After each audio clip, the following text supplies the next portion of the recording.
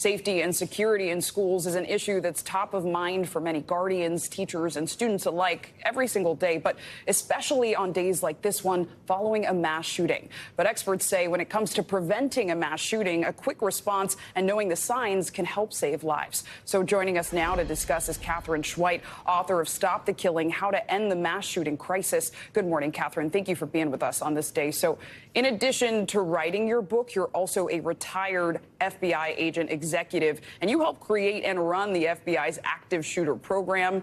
In your experience, what are some of the warning signs that can help prevent these types of incidents from even happening? Yeah, it's a good question. A lot of people are frustrated. They wonder about what's going on in Washington or in their state legislature, but you can do a lot of things right there by looking for those warning signs, because we know that leakage, which is when somebody tips their hand to say they're doing something, is 92%. The FBI research shows 92% of the time shooters leaked their intent to an individual in their peer group. And for a family member, 75% of the time. Law enforcement is the last one to know about it ahead of time. But family, peers, and spouses, they're the ones who know about it, workmates. But also there are so many things you can watch for. You're really looking for signs, not a profile. You're looking for signs of behaviors. So somebody who has purchasing ammunition in a larger amount that they normally do, purchasing additional guns, buying and wearing clothing to change their appearance.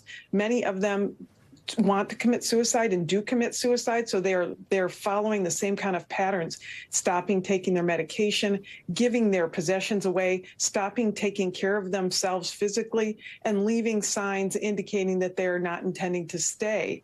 So the other thing that we want to look for is remember that this leakage, there's an urgency to it. We saw that this morning. We're getting news that the shooter did leak intent specifically to an individual. It was only 10 minutes before the shooting.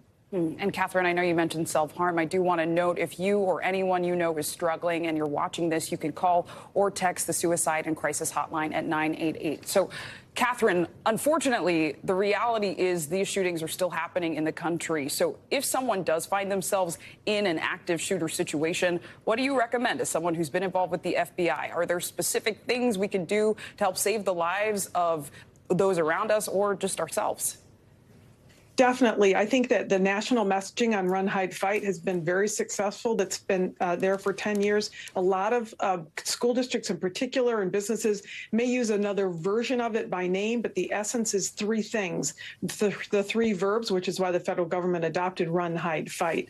Run if you can. You cannot be killed if you're not there.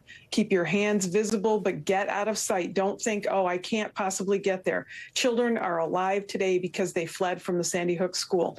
Students are alive today because they fled from the Virginia Tech building where the shooting was going on. So remember that that's the most important thing. And remember also the fight part.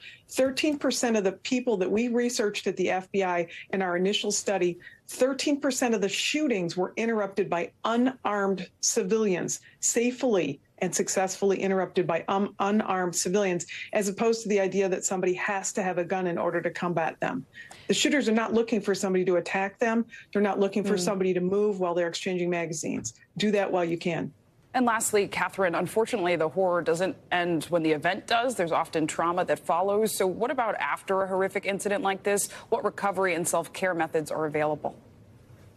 There are so many resources available at the federal, state, and local level. I think most importantly, just, as you indicate right here on the screen, tell a trusted friend and family member, speak to somebody. I think recognize that healing takes time. If you had a death of your spouse, you would know it would take time. Healing takes time, and it's going to take time to recover you, and everybody recovers at their own pace. They seek counseling at their own pace. They seek those friends at their own pace. So be patient with that and know that it gets better. Really important insights. Katherine Schweit, thank you so much. Thanks for watching our YouTube channel. Follow today's top stories and breaking news by downloading the NBC News app.